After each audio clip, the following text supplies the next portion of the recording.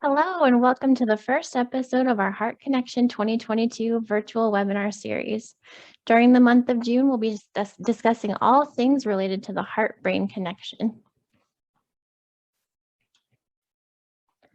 My name is Becca Kalivas, and I am the Education Director for Conquering CHD. I will be your host and moderator for today's webinar, Neurodevelopment in CHD, Overcoming Obstacles.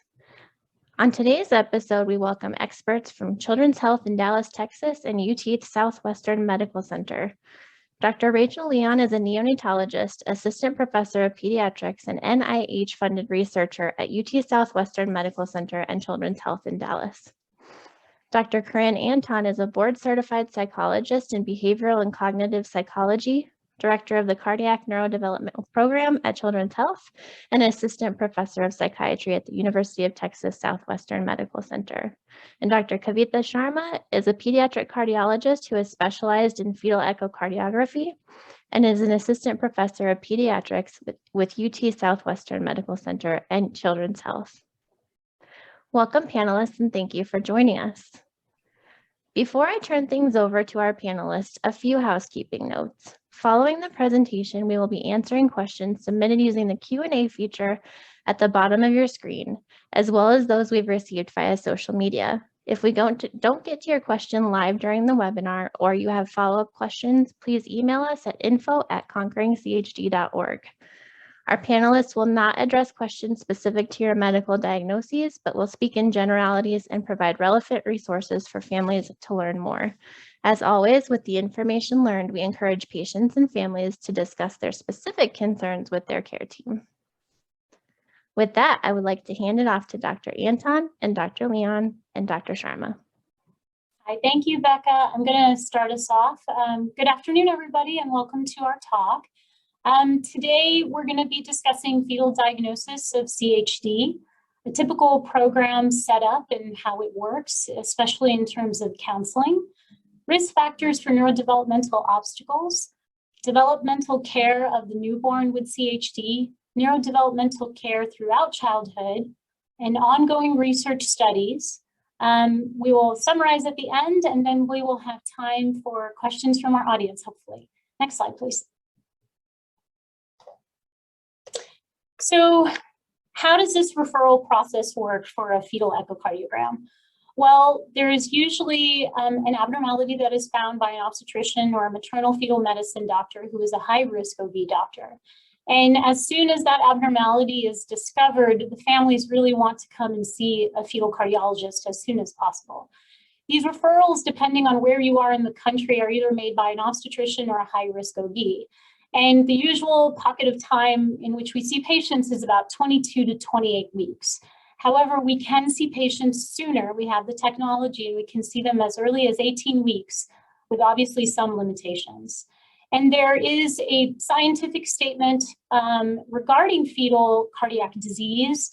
And it's sort of like our fetal Bible that was published in May 2014. And it goes into a lot more details about what is indicated in terms of a referral for a fetal echo. But more commonly, the reasons that we see patients are usually due to suspected CHD, rhythm anomalies, family history of CHD, extracardiac or genetic factors, or maternal factors that are perhaps pre-existing, such as pre-gestational diabetes or the use of reproductive technology, which increases your overall risk for congenital heart disease. Next slide, please. So how does this work in most programs? So most programs do have a multidisciplinary approach in terms of counseling. And this is absolutely imperative in terms of how each family is approached. Most centers want to make it as much of an individualized process as possible. And this requires a team effort. And those teams are usually consisting of obviously a fetal cardiologist and trained sonographers in fetal echo, fetal coordinators, which are basically our communication between the families and ourselves, social workers to help provide ancillary support, a scheduler, and then our consulting teams from the cardiac ICU, and palliative care, and obviously our neurodevelopmental program. Next slide. So most big centers also have private cardiologists that see patients out into the community. And our center is very similar, and we have integration of these fetal cardiologists with our academic group, in that most of these patients, if they're going to have a major surgery or intervention within 60 days, they come and receive a consultation from our group, because we have the luxury of having 90-minute slots, whereas most private physicians don't have that luxury, and we can cover a lot more necessary counseling elements. Next slide, please. So most big centers have a fetal clinic that is set up in a very specific manner. When a mom gets a diagnosis that there's something wrong with her future child's heart, it's an incredibly stressful time. And so we want to make this as less of a stressful process as possible. And so the way that this happens is most fetal clinics are situated separate from the general pediatric clinic. And this helps to alleviate mom's stress and the family's stress. It also provides an element of privacy. And it also is important from an infectious standpoint, given that we've just recently been going through a pandemic. The fetal family will wait in a waiting area, and then they will be greeted by our fetal nurse coordinator. The fetal nurse coordinator plays a very integral part in fetal cardiology, in that they are kind of our face of any program, and they are the first people to meet a fetal family and kind of get a sense of what they're going through, what their stress level is, and introduce them to the process of what's about to happen and what to look forward to. And then you have the scanning process that is done by a fetal technician who is specialized in fetal cardiology, in addition to a trainee. And usually next door or somewhat closer to that room, there is a fetal cardiologist who is looking at live images as the scan is taking place. And then the fetal cardiologist will come and meet the family, introduce themselves, and also obtain some pictures. And then we move the session into a counseling room that is separate from the scanning room. Next slide, please. So in this room is kind of where everything essentially happens, becomes very important. So usually in the room, the child's parent the mother will sit here, and the partner or other family member will sit here, and myself and my fellow will be at the table. And prior to the family entering the room, there is usually a social worker who sits in the back, and then there is a fetal nurse coordinator who sits at her own desk. And so there's a strategy in which this room setup has been devised, in the sense that we have kind of two elements of support system for the family, which are our social worker, which actually follow the patients after birth until their first surgery and beyond, and then our fetal nurse coordinator. So all of the discussions are being had at the table, but they are also providing sort of their guidance in layman's terms. And, you know, quite often doctors kind of lose themselves with medical speak, and it kind of goes over the parent's head, and their job is to kind of keep us in check, in the sense that they are making sure that we're not getting too technical with our language, and that the parents are feeling supported, and that their concerns are being vocalized and being addressed as well. Next slide, please. Oh, there they showed up now. Okay. So we have literature that describes the goals of our counseling. Obviously, accurate diagnosis is very important. Clear and truthful picture of the overall prognosis of the lesion is also important. Outlining management and treatment options, and helping families reach non-biased decisions concerning the form of management that is the best for them. Next slide. So how is this achieved? So first and foremost, the most important thing is to be able to alleviate parental anxiety. And so how do you do this? Well, it's very important when you start off your fetal counseling to give families kind of a global picture of what they are to expect. And, you know, for example, if I'm diagnosing a child, your child has this lesion, this will likely require one surgery, but will require a lifetime of follow-up from a pediatric cardiologist. The lifespan of your child will be normal. Their athletic ability should be normal. They might just need some extra tests in order to participate in athletics. They should be able to go to school and live an autonomous adult life. So this one line has now kind of set the stage for every other detail that I'm about to talk about. And this puts families at ease to the point where now you can approach them from a multidisciplinary standpoint and explore and explain all of the details that are necessary for them to understand. And in terms of effective methods of counseling, a lot of this is, you know, being very empathetic to the families, understanding their body language, also just understanding their overall background. How much research did they do before they came? Where did they do their research? Did they do all their research on WebMD, or did they look at Pediatric Heart Network? What is their understanding of what their OB or their MFM has told them?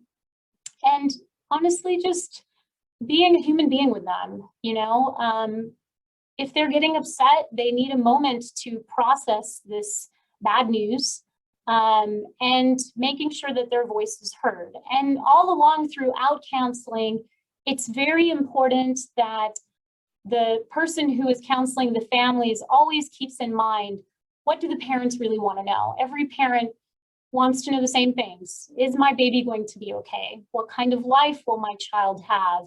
Will it be a normal life? Will they feel different? Will they feel pain? And what is their overall life essentially going to look like? And if you keep all of those things in mind, it makes your counseling session a lot more effective. Next slide. So the nitty-gritty of counseling obviously involves some of the science. And the way that we approach this is we discuss the anatomy, the physiology, and the limitations of our technology. And so we do this by explaining a normal cardiac heart, with the normal physiology, and a normal fetal heart with the anatomy and the physiology, and where the oxygen rich and oxygen poor blood go, and where it's going and where it's coming from. And then we have an adjacent diagram that explains their baby's heart, and we compare the two. We then discuss what the rest of pregnancy looks like, how delivery looks like, what the time before and after surgery entail, what the time in the cardiac ICU looks like, what the overall time in the hospital looks like, and what will that time frame be so that parents can ask for adequate amount of time off from their work, and what's the immediate follow-up look like, and what does overall lifetime follow-up look like? What is the sense of their overall quality of life, and what's their lifespan? And very obviously, some of the neurodevelopmental outcomes that Dr. Anton will touch on later. Next slide. So one of the most important pieces of paper that goes into a fetal family's folder is this document. And this comes to us from the National Pediatric Cardiology Quality Improvement Collaborative, or NPCQIC. And this is supposed to be a fetal parent checklist, but in my mind, this is also a check to see if the fetal cardiologist did their job. And it also becomes very important from many aspects in terms of understanding what a family has taken from the counseling session and what a fetal cardiologist needs to work on with our family. Most centers have their coordinators reach out to the families about a week after the session and actually go through this list to make sure families can answer this. And if there's any discrepancies, then we can arrange for an earlier appointment, or we can do a Zoom call or call over the phone. But this is a kind of a crucial element in the counseling objective. Next slide. So just like anything that we do in medicine, we want to know if we are doing this well and what the overall quality of what we're doing. And so most centers compare the postnatal imaging to the prenatal imaging with major and minor discrepancy. And so major discrepancy are basically a discrepancy that changes the overall medical and surgical management, and minor discrepancy there is essentially no change with the management, and then there's a correct diagnosis. Next slide. So how do we compare as a center? And it's very important for every center to kind of compare themselves to the national average at all.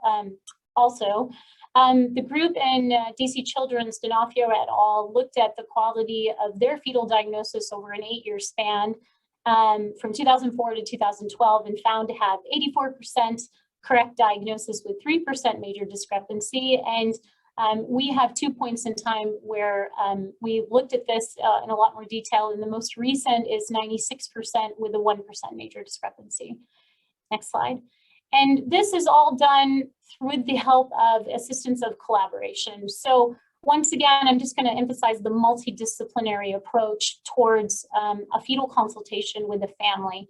And so most centers will have some sort of maternal fetal medicine conference where in the audience are MFMs, cardiologists, neonatologists, surgeons, sonographers, and trainees. And so for us, our trainee presents at this conference. It becomes sort of a teaching point for them as well, a learning point for them. And we present all of the images of the future deliveries at our major centers. We discuss the anatomy, the physiology, and the birth plan. And then this gives an opportunity for the OBs to say, hey, well, we have this problem with this mother, or the neonatologist to express any concern with post-birth management. And this really benefits the family in terms of providing care from a multidisciplinary level where mom is taken care of and the baby after birth. Next slide. In addition, most big fetal centers will also have consultations with other subspecialties within their organization. Our neonatologists meet with our families so that our families understand what to expect in the delivery room. And the same goes in the cardiac and intensive care unit after the babies are transferred there, pre-surgical and post-surgical. Our single ventricle patients meet with our interstage home monitoring program before delivery as well. And then a lot of centers are shifting towards having their single ventricle patients also meet with palliative care in utero as well. And we'll get into that in a little more detail. And all of our high critical CHD patients meet with our neurodevelopmental team as well. Next slide. So why, may you ask, is palliative care important? Most people associate palliative care with end of life, and that's actually false. Palliative care does so much more than just dealing with end of life. And so the group at Children's National basically did this project where they described a quality improvement with early integration of palliative care with families with children with single ventricle congenital heart disease. And the motivation is that they were doing a retrospective chart review in 2015. And we all know that there is a very high morbidity and mortality for single ventricle patients, especially in the first year of life. And what they found in their retrospective review is that 33% of their single ventricle patients who passed, only 33% of them had palliative care involvement with families. And so because of that, they started this implementation. And what they found after implementing palliative care, either in utero or early on after birth, is that the families felt much more supported early on. And they actually had a decreased days to consult. So because these palliative care was involved proactively instead of reactively, it actually led to less work for the palliative care team, but a more satisfied family. And this had actually an outcome of overall improved acceptance amongst other medical subspecialties of palliative care being involved, no longer just being regarded as end of life, and communication, not only between the parents and the ICU or the parents and the cardiologist, but if there were other subspecialties, the palliative care team made sure that they were all speaking to each other in addition to the families. Next slide. Another integral part of fetal is also the importance of prenatal diagnosis with its contribution to better neurodevelopmental outcomes. So this starts as early as in utero. And so Pevandi et al. And the UCS group did a study where they looked at the association of prenatal diagnosis of critical congenital heart disease with postnatal brain development and the risk of brain injury. And they particularly looked at two of our highest risk groups in congenital heart disease, specifically our transposition group and our single ventricle group. And what they found was there was a presence of brain injury that was significantly higher in patients who had postnatal diagnosis of this congenital heart disease versus those with prenatal diagnosis. In addition, they also found that these patients with prenatal diagnosis demonstrated less preoperative brain injury and actually a more robust microstructural brain development than those with a postnatal diagnosis. Next slide. So we know that 40,000 babies are born with CHD each year, and 25% of these children will require some sort of major surgery or intervention to survive their first year of life. And our technology, our postnatal care, and everything else is quite advanced. But, and as a result of that, we have 2 to 3 million children and adults who are currently living in the United States with CHD. But this is not without other problems. So although their lifespan is living, they are having other important health issues. And with that, I'm going to give the floor to Dr. Anton. Next slide, please, Becca. Thank you. So as Dr. Sharma was saying, as our patients are living longer and longer into adulthood, we have developed a stronger understanding of the role that neurodevelopment plays within our patients' quality of life. And this chart here clearly illustrates how, as complexity in congenital heart disease increases, so does the prevalence of neurodevelopmental impairment, where patients who have more complex congenital heart disease are more likely to evidence neurodevelopmental differences compared to their peers who may have more mild conditions. However, it's important to note when looking at this slide that children with mild all the way to more severe congenital heart disease can experience some form of neurodevelopmental difference, and we want to pay close attention to how our patients are developing in order to better support them throughout their life. Next slide, please, Becca. So in 2016, researchers and leaders in the field of pediatric cardiology, along with the American Heart Association and American Academy of Pediatrics, developed a scientific statement that identified the risk factors associated for neurodevelopmental impairment for children with congenital heart disease.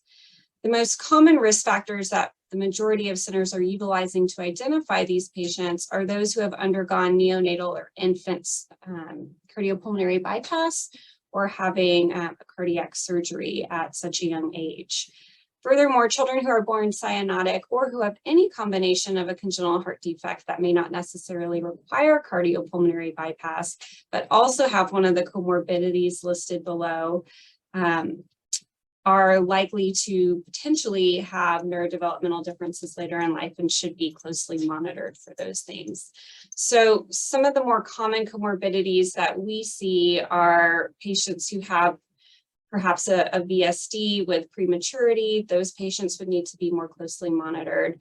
Further, those who have any kind of developmental delay, so potentially a feeding intolerance that's contributed to tube use, or a motor developmental delay, we would want to do close follow-up for them.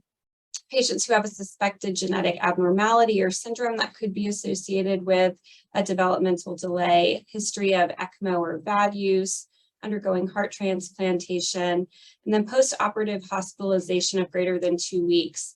Many patients who have undergone cardiopulmonary bypass during their surgery often experience an extended stay in the hospital. So many of those patients have had a post-operative length of stay that's over a 2-week period.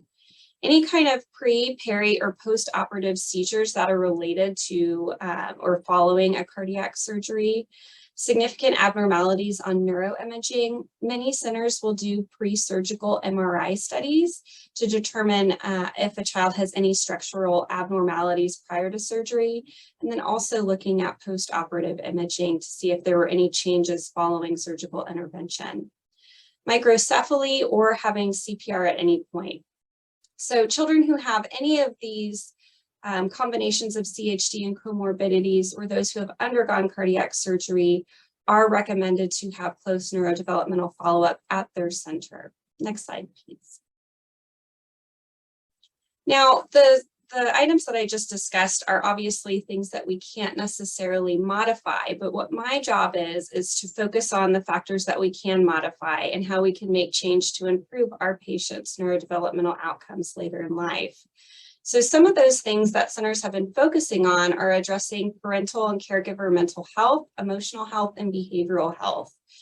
There have been studies that have shown that parents that have strong coping abilities and have greater social support are more likely to have stronger mental health, and mental health outcomes have been associated with stronger neurodevelopmental outcomes later in life.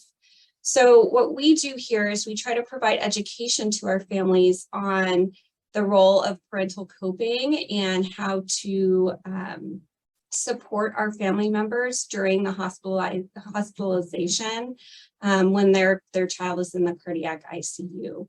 So some of the things that we can do is we can provide screenings to our families in order to identify family members who may need additional support or supportive counseling. And we provide that we can further provide intervention during the hospital stay or provide referrals for appropriate intervention.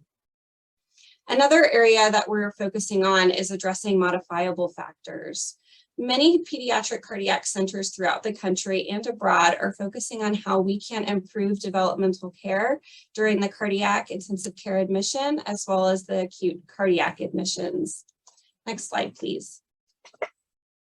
So one of the first things that we focus on during our fetal and preoperative period is providing education on how families can continue to support their child and partnering with their medical teams during their initial hospitalization. Furthermore, we focus on what to do when you are in the hospital, and we do that through providing different therapeutic services. So many cardiac intensive care units and pediatric cardiology units will provide feeding, speech, language, physical, and occupational therapy support to our patients while they're admitted. And this will start with patients who are in that neonatal phase, who may be just a few years old. During those visits, our therapists will often come by and meet with family members and do an assessment with their child and partner with them and teach them ways to help support their child's oral motor development, as well as their larger gross motor and fine motor development. Next slide, please. So NICAP is a new developmental care and assessment intervention approach that is newly being implemented in cardiac ICUs across the country. The NIDCAP program was initially developed back in the 1980s, and the majority of research that has been utilized from NIDCAP is through the premature patient population, so out of neonatal intensive care units. Now, what this program has done is it has identified ways that we can better support our patients during their inpatient stays through partnering with families and caregivers and staff members. Furthermore, this program focuses on training individuals on how to observe infant behavior and create developmental plans to better support the infant throughout their inpatient admission. Next slide, please. So many centers are extrapolating this NICU-based program and implementing it in the cardiac intensive care unit. And what that involves is a handful of folks going through a specialized training and education experience. People who can get trained in this can vary anywhere from a physician, a nurse, a therapist, a psychologist, any other multidisciplinary care team member can receive this education, and they then learn how to monitor and respond, they learn how to monitor and teach staff members and caregiver supportive staff on how to respond to the infant's behavior. So in these pictures here, you can see that we are being trained on how to appropriately position an infant, how to engage with an infant, and how to read the infant's cues and learn how to respond to them.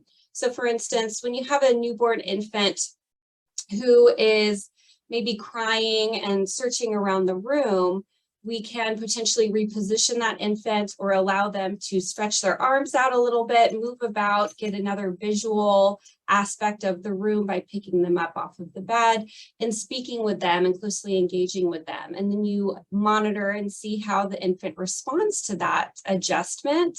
And many times the infant will begin to calm and we'll see changes in their physiologic status. Next slide, please.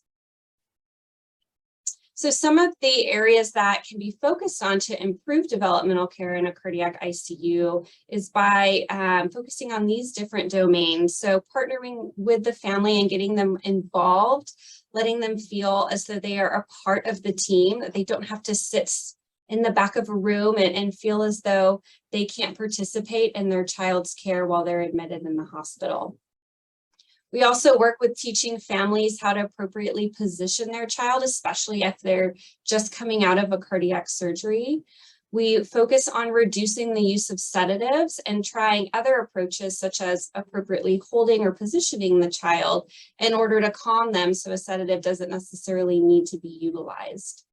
We also focus on improving how the environment is implemented in an ICU setting. So making sure that we don't have bright lights shining on the infant's face or in their eyes, making sure that natural daylight is coming in at appropriate hours and times, reducing the noise level in the ICU environment, which can be very overwhelming and startling for a newborn infant.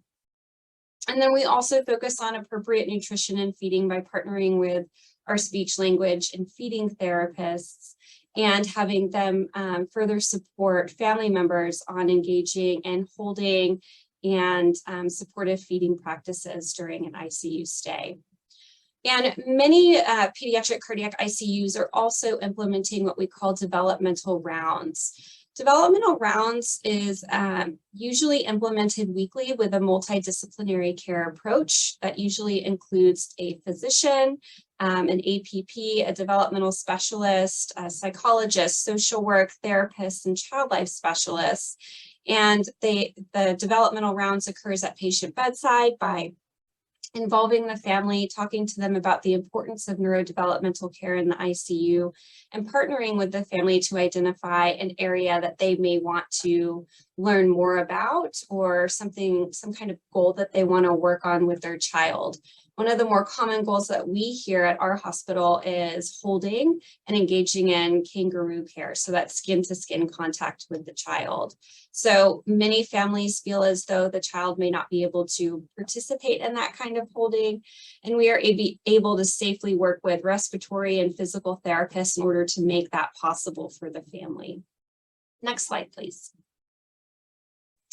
And I just want to touch on some of the research evidence and cost effectiveness that is associated with implementing developmental care and specifically the NIDCAP model. So data has, a ton of research has been done on this program, and it has shown that implementing the NIDCAP approach can contribute to so many fantastic outcomes for our infants, including having better weight gain, increasing feeding, and having fewer days in the ICU and reducing a hospital length of stay overall. And then further down the road, when we're looking at neurodevelopmental outcomes, there are also improvements related to motor outcomes, attention abilities, psychomotor performance, and pain reduction. Next slide, please. Now, many programs also have, as part of their neurodevelopmental program, a neurodevelopmental outpatient clinic, which will focus on assessments every few years to monitor each child's development over time. Many clinics will start at age 6 months and will monitor closely for development in the domains of cognition, motor, and language between 6 months to about 2 years of age. And then as the child becomes more advanced and that brain continues to develop and grow and they're having more experiences interacting with others, the testing will begin to move towards preparations for entry into a learning environment, which at our center we call the school readiness clinic. Now, those assessments will start to include IQ evaluations and monitoring how different aspects of the brain are developing in terms of visual motor skills, adaptive behavior, which is the child's ability to gain independence in different areas of their life, as well as their executive functions.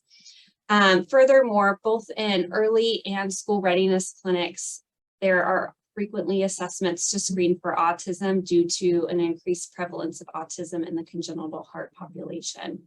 And then when patients get to be about 6 years or older, as soon as they're entering kindergarten, we typically move our patients into working with our pediatric neuropsychologists who have very specific interventions and evaluations to assess more specific brain processes as the brain continues to develop and grow over time. And I think that may be the last slide for me. Yes, hi, thank you so much, Dr. Anton. So I'd love to tell the group a little bit about research in the congenital heart disease patient population, which is, you know, the inpatient population is our previous terminology, and now rightly so, we're really focusing and turning toward our patient advocacy groups and talking more about research for a specific patient population. And I'm a neonatologist and do research in the congenital heart disease group, and specifically focusing on fetuses that are diagnosed with congenital heart disease in that perinatal period. So I'm going to tell you a little bit about some of our research, and then want to make you aware that in the future you might receive surveys that talk about research topics for patients with CHD and topics of interest to you and advocacy groups like Conquering CHD. So we want your input. Next slide, please. So really, with all this information that you've heard about fetal diagnosis, about neurodevelopmental risk factors and neurodevelopmental outcomes, I hope that you also agree that there are really so many unknowns still about the origin of these issues, the origin of congenital heart disease, the origin of the brain developmental obstacles that these babies and children face. And really, that's the focus of my research. Next slide. And I want to introduce the concept of neuroplacentology. And this is a new area of research that focuses a lot on preterm babies, and when they are disconnected from the placenta, the things that they miss out on in terms of the hormones that the placenta makes that support brain development. And I'm taking this kind of in a new direction and focusing on the placental connections to brain development for patients that have congenital heart disease because of the changes in blood flow. There's also a lot of information out there about differences in the nutrients and how they're transported across the placenta in pregnancies complicated by fetal congenital heart disease. And I love this graphic because it's a tree that looks like, you know, a brain, and then kind of the root system as it's connected there resembles the placenta. It's meant to resemble the placenta. Next slide, please. And so the placenta is an amazing organ that really has been not well studied and is really the least understood organ in the human body. And it's fascinating. It's the only organ that you can regrow over and over again. And it serves a myriad of functions for all fetuses as they grow. And then we know in pregnancies complicated by fetal congenital heart disease, the placenta has some specific changes. So this is a diagram that really focuses on the vascular blood vessels within the placenta and how complex they are, and the unique structure of the human placenta, which is quite different than the placenta in many other animal species. Next slide, please. So in our recent study, we looked at pregnancies that were complicated by fetal congenital heart disease, and we asked the question, what problems did those placentas have? Because we know anecdotally that a lot of placentas, when the baby has congenital heart disease, have different lesions, have different blood vessel problems. And so next, you can click again for me, Becca. So this was a single center study, a retrospective study. We looked from 2010 to 2019, so 10 years worth of data, looking at babies that were diagnosed in utero with congenital heart disease, and then some healthy pregnancies as well, to compare those placentas from the two pregnancies. Next, please. And we had a total of 387 pregnancies that were complicated by fetal congenital heart disease. And just over 300 of those, the placenta after delivery was sent for a specialized examination by the pathologists. And then we had a set of healthy controls. And this is the largest data set on the placenta from specific types of, or from congenital heart disease that's been reported before. It was recently accepted for publication at the American Journal of Obstetrics and Gynecology. And we'll post that link in the resources following this webinar. Next, please. And what we found was a remarkably high rate of placental abnormalities, lesions of these placentas from pregnancies complicated by congenital heart disease. As you know, many pregnancies that have congenital heart disease, there are some underlying genetic conditions that are associated with congenital heart disease. So we separated out those with no genetic reason to have problems with the placenta, and still there was really an abundance of problems in those placentas lesions when the pathologist looked at them under the microscope. And specifically what we found that I think is quite interesting are vascular abnormalities. So differences in the way the blood vessels grow within those placentas, and then a lot of chronic inflammation. The acute inflammation, there was a subset with that, but it was the same amount as our control group. The chronic inflammation was something that was much higher in those with congenital heart disease. And we really don't know why or how this happens in these pregnancies. Next, please.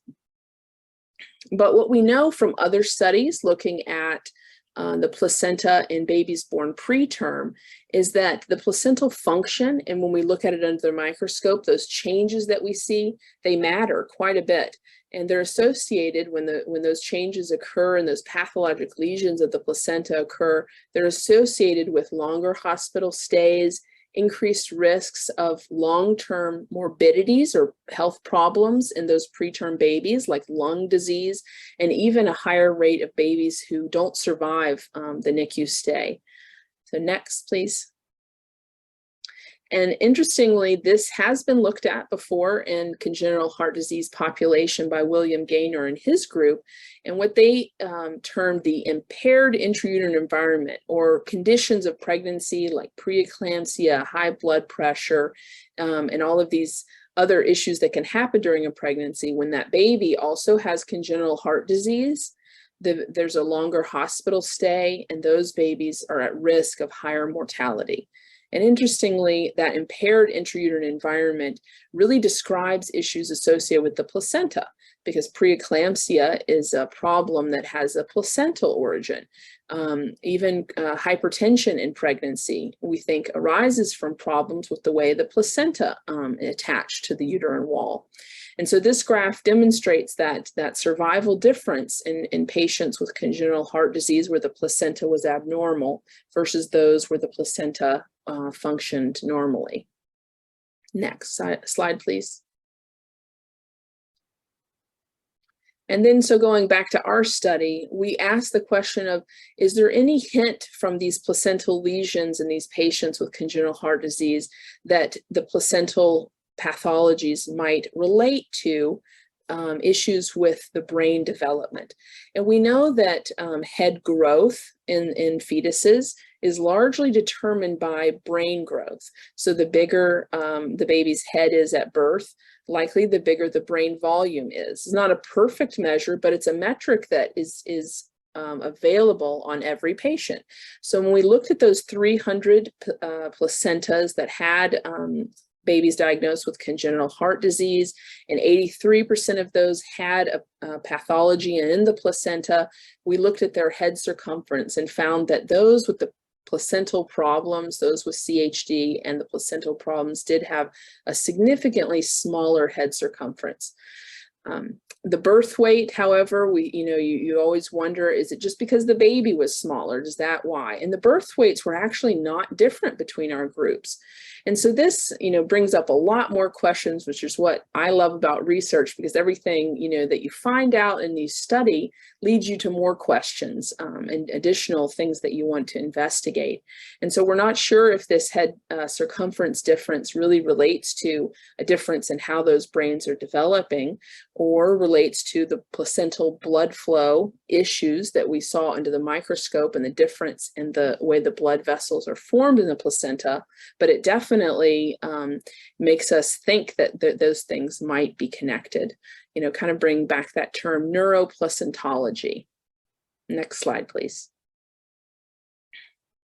So really, there's still so many unknowns. And so we think that placental issues might be related to a decrease in blood flow, which affects and to the placenta and to the baby, including the baby's brain. And we know when the heart is developing differently in utero, they're at risk of not having enough oxygen and nutrient transfer to the brain. And the placental issues might exacerbate that, make that much worse.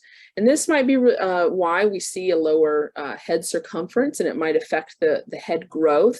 And this might be kind of the etiology of why these neurodevelopmental problems seem to happen, even in some of the pregnancies that go really well with babies that have heart disease, and the surgeries go really well, and the hospital course is really normal, and everything seemed right, but the neurodevelopmental issues are still there.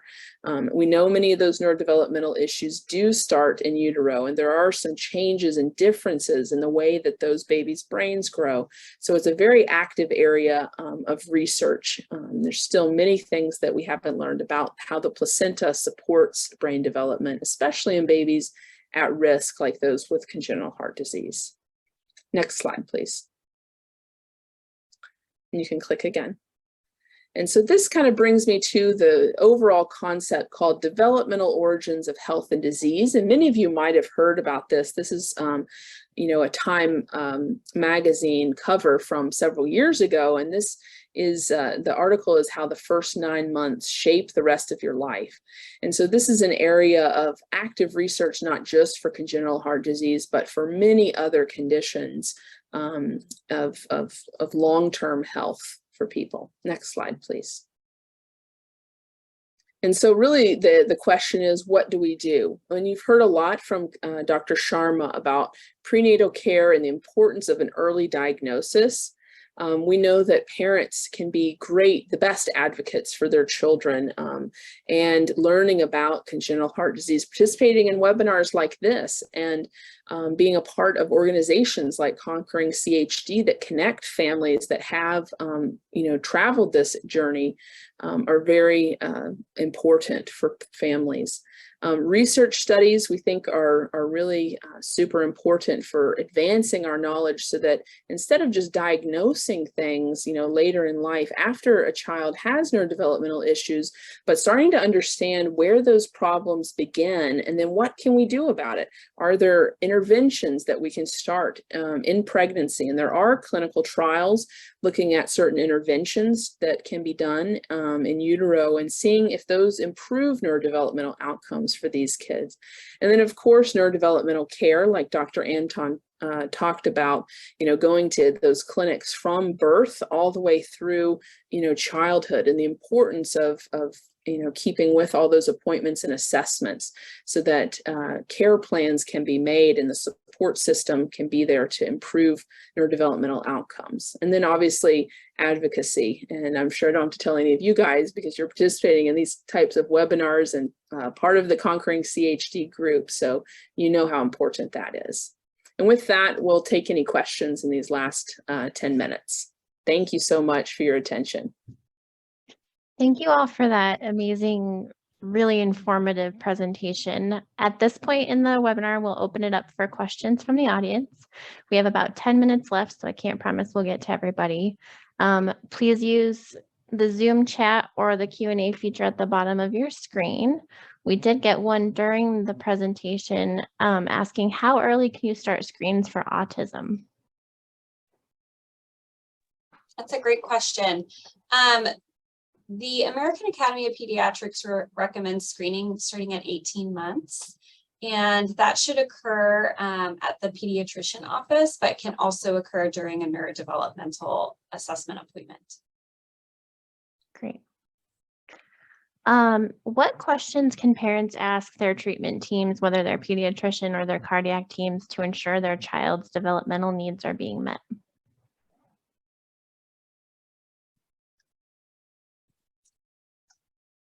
Well, so my initial thought is, so every pediatrician should be assessing those things at incremental intervals throughout the child's first few years of life. At our center, we use the Ages and Stages questionnaire to screen our high-risk patients during their outpatient cardiology clinic appointments. And that is a funnel into the cardiac neurodevelopmental outpatient program for those testing appointments that I discussed earlier. Other centers, the cardiologist will be asking questions about how the child is eating or feeding, how their language is developing. Are they crawling? Are they walking? Are they exploring? Are they learning? Are they throwing things? So there are many questions that that providers should be asking families, and families are always encouraged to ask their cardiologist and their pediatrician about how their child is developing and obtain that feedback. Great, thank you. Question from the audience just now. Did the placenta study look at the placenta being a cause of CHD or a reaction to a fetus with CHD? This is a great question, and in fact, one of the most common ones that I see when I give this presentation, and really, it's not clear. So the question, I think, really is it the chicken or the egg? Did the placental issues lead to congenital heart disease? Or are these two things just associated and happening together in the same baby? And for some patients and some babies with congenital heart disease, it very well may be something of placental origin. This is something of active study and interest. And one of the pieces of evidence that we have that might support that is the fact that babies that are twins that share a placenta do have a 10 to 12-fold increased risk of one of those babies having congenital heart disease. And so the resistances or the pressure as the placenta, forms, and the pressure that the heart is pumping that blood to the placenta may very well impact how that heart forms. This is an area of active investigation. So we're not sure, but that's an excellent question that we'd love to find out more about. So as we wrap up, we have time for one more question. I think I'd like to hear from all three of our panelists on this one. If you had a message to a family who's just received a new prenatal diagnosis, what would that message be? Sure. I'll start with this one. I think my biggest message to a family would be that you are your child's biggest advocate. There is no such thing as a stupid question. If you don't understand something, you need your cardiologist to explain it to you in another way. And joining groups such as this are absolutely empowering to families. A lot of large heart centers will put families in touch with other families who have children with similar heart problems. I can tell you all day long what life is going to look like in clinic or in the hospital, but I can't tell you what life at home is going to look like. And that's very important for families to understand moving forward, knowing that they can do this. Yeah, that's probably my advice to a family. My advice would be along similar lines when I meet with families during the fetal period. I often encourage them, again, to be their child's biggest advocate during the inpatient stay. Always ask to be involved. Ask if you can hold your child every single day. Ask if you can help feed your child. Ask to participate in daily cares. Just always ask to be involved. Yeah, my advice would be, as a neonatologist, walking with families through that inpatient course of any type of major disease process in a baby is, I see the stress in these families. So I recommend people use the resources that we have. And we have quite a bit of resources and support for families. And then, utilizing their own support systems is super important. But asking for things that you need, I see many families hesitate and not know if that's okay or not. And then being there, I would say, is another important thing. So like Dr. Anton said about asking to hold the baby, asking to feed the baby, and even just being there and the baby hearing your voice. So we know from a lot of good studies that parent holding, parent voice, all these important interactions improve outcomes for babies. So being there and asking for things that you might need. One other thing I'd just like to add is if the parents are going to use the internet to get information, please make sure they're reliable sources. WebMD does not count. So most large centers will give you links or sources that you can look up. And I encourage that highly. It helps you understand things a lot better. But false information is just going to contribute to an already stressful process. All right. Thank you so much to our panelists. We appreciate your partnership in educating patients with CHD and their families. Thank you to those who joined us as well in the audience. Since this is our first webinar, we would like to extend our deepest gratitude to our Heart Connection sponsors, Children's Hospital Colorado, the Herma Heart Institute at Children's Wisconsin, Children's National, Carrington's Heart, and Prolacta Bioscience. Your generous support enables us to bring crucial educational programming to patients with CHD and their families when and where they need it most.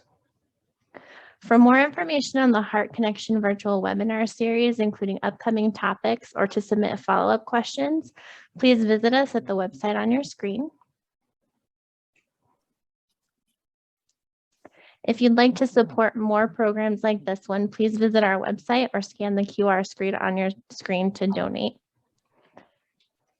And join us next week for the next webinar in the Heart-Brain Connection section of our webinar series, Navigating the K-12 Education System with CHD, featuring experts in CHD neurodevelopment and K-12 education. With that, we wish you all a great afternoon. Thank you so much. Thank you. You.